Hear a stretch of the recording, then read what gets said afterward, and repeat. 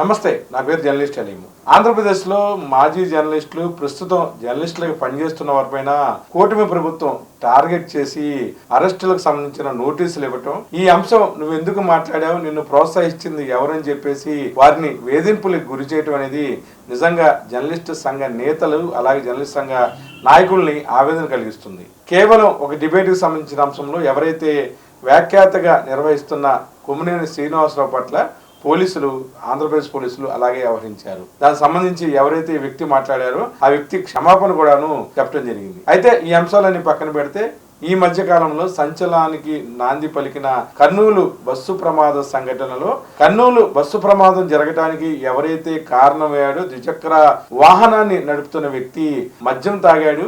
ఆ మద్యం ఒరిజినలా నకిలీయా అనే దాని మీద వైసీపీకి చెందిన కొంతమంది నేతలు అటు ప్రభుత్వాన్ని ప్రశ్నించారు. ఈ నేపథ్యంలో దానికి కారణం బూచిగా చూపిస్తూ సీనియర్ జర్నలిస్టు, గతంలో సీఎం పిఆర్ఓ పనిచేసిన పుడి శ్రీహరికి పోలీసులు ఏకంగా ఆయన పనిచేస్తున్న ప్రాంగణానికి వచ్చి నోటీసులు ఇవ్వడం అనేది ప్రస్తుతం జర్నలిస్టు సంఘ నేతల్ని ఆవేదన కలిగిస్తుంది. పుడి శ్రీహరి వివాద రహితుడిగా, మంచి వ్యక్తిగా, జర్నలిస్టులకి ఎంతో మేలు చేసిన వ్యక్తిగా కూడా ఆయనకి పేరుంది. 3 దశాబ్దాల పైగా జర్నలిస్టులతో సత్సంబంధాలు కలిగి ఒక ముఖ్యమంత్రికి పిఆర్ఓగా పనిచేసిన ఘనత ఆయనది. ఎక్కడా కూడా వివాదాల్లో తలదూర్చని వ్యక్తి ఆయన. అంతేకాకుండా గతంలో ఏకంగా ముఖ్యమంత్రిని సైకో అని సంబోధించిన సోషల్ మీడియా ఛానల్స్ గాని, అలాగే ముఖ్యమంత్రిగా ఒక హోదాలో ఉన్న వ్యక్తిని డిబేట్ల పేరుతో రకరకాల రాక్షస క్రీడలాడిన వ్యక్తుల జోలికి గాని ఎప్పుడు శ్రీహరి వెళ్ళలేదు. ఈ నేపథ్యంలో పుడి శ్రీహరికి పోలీసులు కర్నూలు బస్సు ప్రమాదానికి సంబంధించి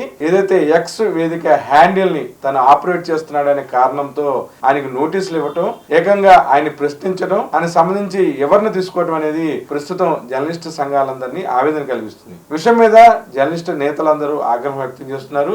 ఖచ్చితంగా మృదు స్వభావి, మంచి వ్యక్తి, అలాగే గాంధీయవాద అభిప్రాయాలతో ఉండే శ్రీహరికి ఈ విధంగా ప్రభుత్వం టార్చింగ్ చేయటం ఎంతవరకు సబబని కూడాను ప్రశ్నిస్తున్నారు. నిజంగా బస్సు ప్రమాద సంఘటన సంబంధించి 19 మంది చనిపోయినప్పుడు వారిపైన విచారణ జరపాలి, వారికి మెరుగైన ఆర్థిక సహాయం అందించాలి, వారికి కుటుంబ సభ్యులకి అండగా ఉండాల్సిన రాష్ట్ర ప్రభుత్వం ప్రమాదానికి కారణం ఏంటి, అసలు ప్రమాదం ఎందుకు జరిగింది, ద్విచక్ర వాహనం నడిపిన వ్యక్తి మద్యం తాగితే ఆ మద్యం నిజంగా ఇప్పుడున్న ఏదైతే ప్రభుత్వం కూడాను నకిలీ మద్యానికి సంబంధించి విచారణ జరుపుతున్న నేపథ్యంలో వారు తాగిన ఏదైతే బెల్ట్ షాప్ అవ్వచ్చు, వైన్ షాప్ అవ్వచ్చు, వారు తాగిన మద్యం ఒరిజినలా అని ప్రశ్నించిన సందర్భం. మరి పక్కన ఎక్కడ పడితే అక్కడ మద్యం దొరకడం వల్ల ఇటువంటి సంఘటనలు జరుగుతున్నాయి అని చెప్పి వైసీపీకి చెందిన ముఖ్య నేతలు మాట్లాడుతాం.